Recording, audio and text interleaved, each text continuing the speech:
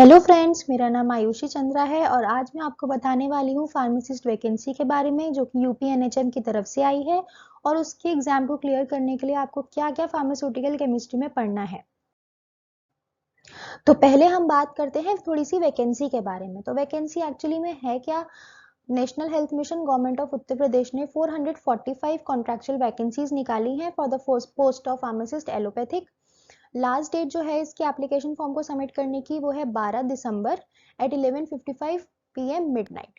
Essential qualification जो है आप intermediate with diploma in pharmacy and degree in pharmacy, मतलब कि डी फार्म भी चलेगा और बी फार्म भी चलेगा।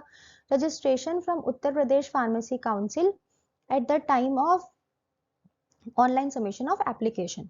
रिजर्वेशन आपको तभी मिलेगा जब आप उत्तर प्रदेश से हो और आपके पास में उत्तर प्रदेश का डोमिसाइल हो। अगर आप उत्तर प्रदेश के बाहर के हो तो आप रिजर्वेशन के लिए एलिजिबल नहीं है। क्वालिफाइंग मार्क्स क्या है?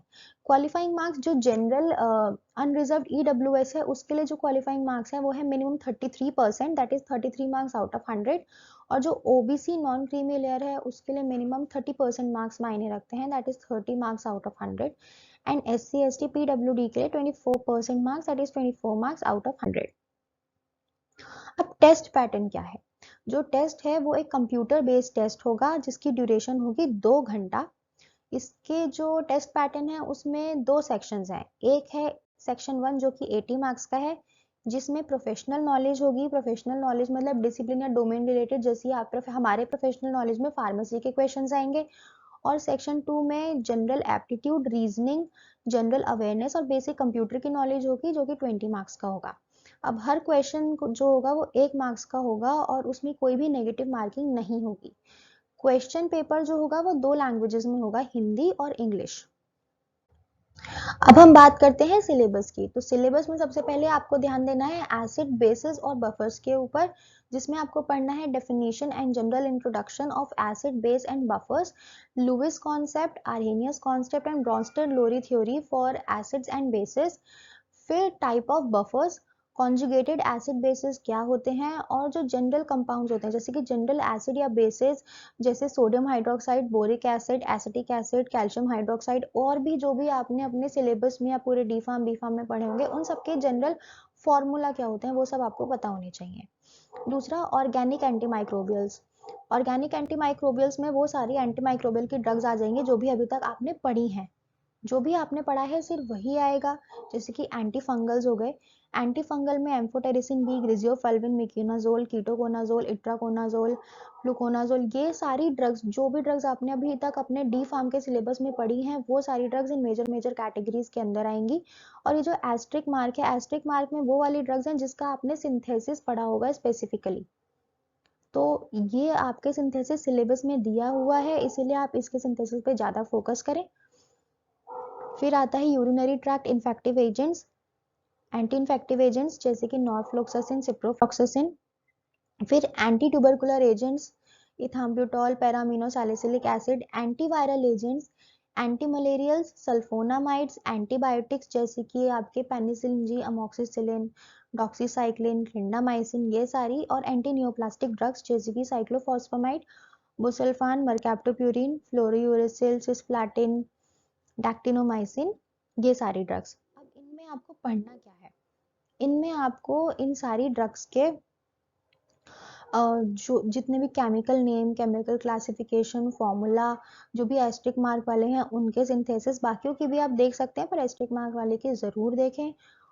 और इनके फॉर्मूलाज और ये क्या क्या यूज़ हैं इनके वो सब आपको पता होने चाहिए और इन ड्रग्स का ब्रांड नेम भी आपको पता होना चाहिए। फिर हम आते हैं इनऑर्गेनिक एंटीमाइक्रोबियल्स पे जो कि हमने इनऑर्गेनिक केमिस्ट्री में पढ़ा होता है। इसमें आते हैं antiseptics, disinfectants, germicides, bacteriostatics and sanitisers.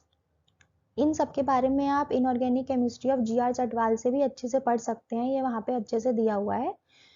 फिर आते हैं एस्ट्रिंजेंट्स के बारे में, ये भी आपको जी आर चटवाल इनऑर्गेनिक केमिस्ट्री में मिल जाएगा, वहाँ पे ये बहुत अच्छे से एक्सप्लेन किया गया है। जो भी कंपाउंड्स वहाँ पे दिए गए हैं उनको अच्छे से पढ़ें। फिर इसमें आपको पढ़ना है definition, compound such as alum, aluminium chloride, aluminium sulphate, aluminium subacetate etcetera. जो भी कंपाउंड्स आपके जिया जटवाल में दिए गए होंगे या जो भी आपने अपने डी फार्म के सिलेबस में पढ़े होंगे, उनको थॉरोली पढ़े, उनका क्या क्या फॉर्मूला है, क्या क्या यूजेस हैं, क्या क्या उनके कॉमन नेम है, ये सब आपको पता होना चाहिए। फिर आते हैं pharmaceutical organic compounds. Pharmaceutical organic compounds में बहुत सारे ऑर्गेनिक कंपाउंड्स होते हैं। मेजरली इनमें आते हैं हमारे ड्रग्स, मेजर ड्रग मॉइटीज जैसे कि बेंजीन, पायरिडीन, पिरिमिडीन, और आपके एलिफेटिक कंपाउंड्स। हर टाइप के एलिफेटिक और एरोमेटिक कंपाउंड्स आपके फार्मास्यूटिकल ऑर्गेनिक कंपाउंड में आते हैं। सारे फंक्शनल ग्रुप्स आपको पता होने चाहिए और उनके नॉमेनक्लेचर कैसे करने हैं ये भी आपको पता होना चाहिए। फिर आते हैं आपके हेट्रोसाइक्लिक, हेट्रोसाइक्लिक विद 1, 2 या 3 रिंग्स, ये स्पेसिफाई किया गया है। अब 1, 2 और 3 रिंग्स वाले हेट्रोसाइकिल्स आपने अपने सिलेबस में ज़रूर पढ़े होंगे, जैसे कि आते हैं आपके पास में पायरोल, पायरिलीन, पिरिमिडीन, नैप्थलीन, एंथ्रेसिन, फिनैंथ्रीन। इन सारे हेट्रोसाइकिल्स के आपको यूजेस पता होने चाहिए, फॉर्मूला पता होना चाहिए, मतलब उनका स्ट्रक्चर पता होना चाहिए और कैसे उनका नॉमेनक्लेचर करते हैं वो पता होना चाहिए। OSNP रूल पता होना चाहिए और सब पता होना, हक्कल रूल पता होना चाहिए एरोमेटिसिटी का। अगर फार्मास्यूटिकल ऑर्गेनिक कंपाउंड्स की बात कर रहे हैं तो वो पॉसिबिलिटी है कि इन सब के ऊपर आपसे ये भी पूछ ले कौन सा कंपाउंड एरोमेटिक है, कौन सा नहीं है, किस पे हक्कल रूल अप्लाई होगा, कौन सा कंपाउंड ऑर्गेनिक है, ऑर्गेनिक कंपाउंड्स क्या होते हैं, ये सब आपको पता होने चाहिए। फिर है एनेस्थेटिक्स। अब एनेस्थेटिक्स में जो भी आपने अभी तक अपने सिलेबस में कंपाउंड्स पढ़े हैं वो सारे कंपाउंड्स तो आपको पढ़ने ही पढ़ने हैं और आपको एनेस्थेटिक्स का basic classification, chemical name, chemical structure, उनके यूजेस और ब्रांड नेम इन सारी ड्रग्स के पता होने चाहिए। फिर आती हैं ड्रग्स। अब सिलेबस में मेंशन्ड है ड्रग्स।